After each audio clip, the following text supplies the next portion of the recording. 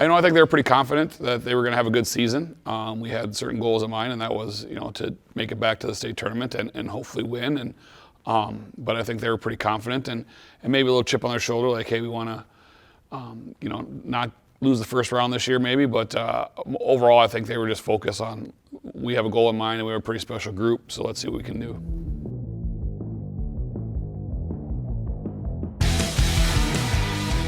It was an outstanding group of girls. I think it was our oldest team we've had ever. It was juniors and seniors only. But they were an amazing group of players on the court, of course, which you have to accomplish that. But more importantly, the types of players they are off the court. Great teammates and great young women, and I still keep in touch with all of them at some point, some more than others. I get a chance to talk to a little bit more than others, but it's fun to see how they're continuing to be successful in their lives and whatever else, and proud of them and tell, just like all my teams, I tell them I'm proud of them and I love them. And it's hard to believe that 5 years have flown by, but it was an amazing run.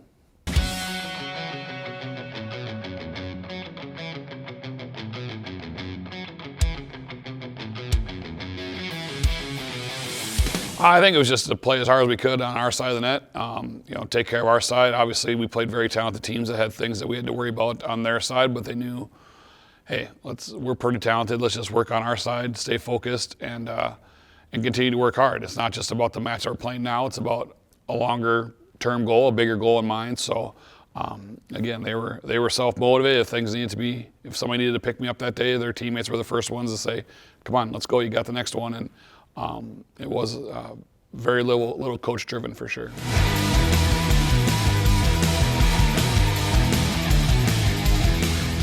Oh, it's always a proud moment, but I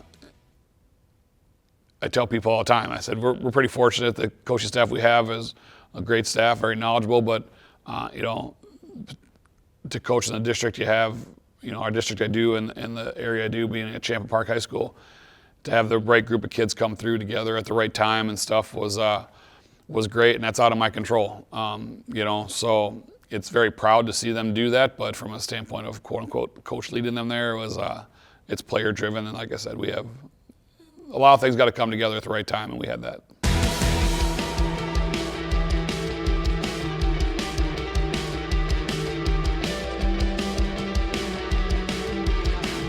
We knew Egan was going to come back and respond, and they did.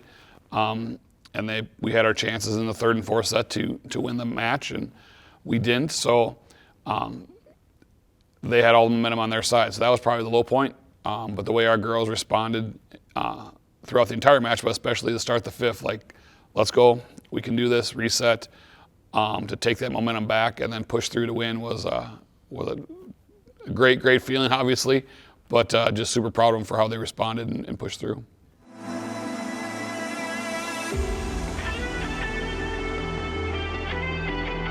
Service game. She gets that ball, she gets it over quickly.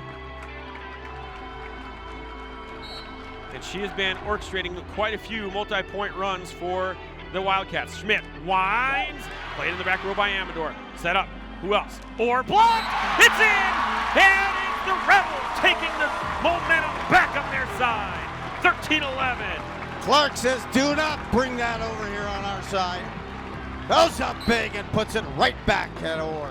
And Clark will serve. 13-11, 2 points away from a state title. Played in the back row by Kaylin Madison. Johnson sets up Orr. She goes for the tip. Stolpus is there for it. Ashburn sets up, looking for Schmidt. Tipped. Yes. It's in.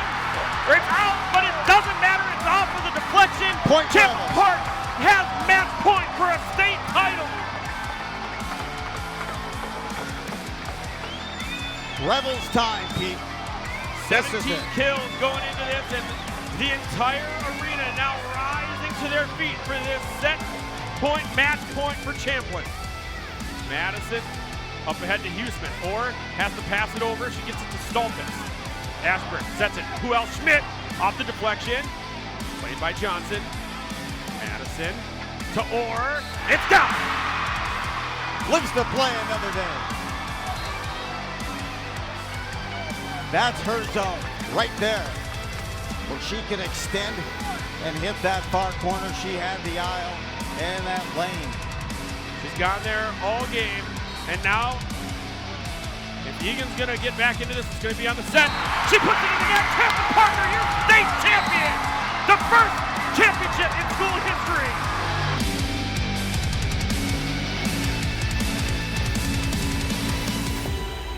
It was amazing. There's a picture of me floating around where I'm still writing something in my notebook as the girls are celebrating. That's kind of the running joke that I was still looking to fix some stuff. But, oh yeah, it was an amazing feeling. That was our goal, and that's a lot of teams' goals, obviously, to get to the state tournament and win the state tournament, but not everybody gets an opportunity to. I think there were some other things that were going on as far as us being the first team sport and currently the only team sport to hang a banner in our school for state champion. So the girls knew that going in, and they kind of had that pressure, so I think the pressure was off them a little bit as well. My one regret was I was busy doing interviews with local media, so I didn't get a chance to experience it firsthand in the locker room with the girls right after, but the other coaches and players did, and we got back to the school and still got to experience that way. But obviously a great feeling and very proud of what we accomplished.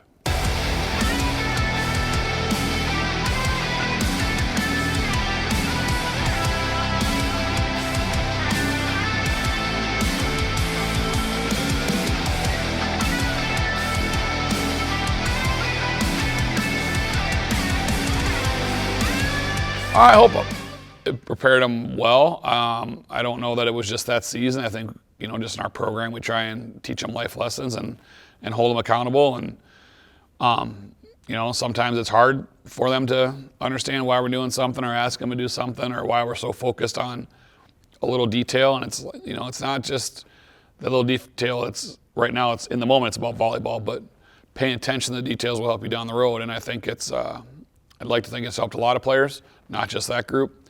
A lot of those players wanted to play at college and have good careers, and some are still playing at a very high level for, in national tournaments and whatever else, but some are off getting jobs already, and they're getting very good jobs because they did well in school and whatever else. Now, they also came in with a little bit of that instilled in them growing up from their parents and their work ethics through school and stuff, but we just tried to reinforce that and push them along.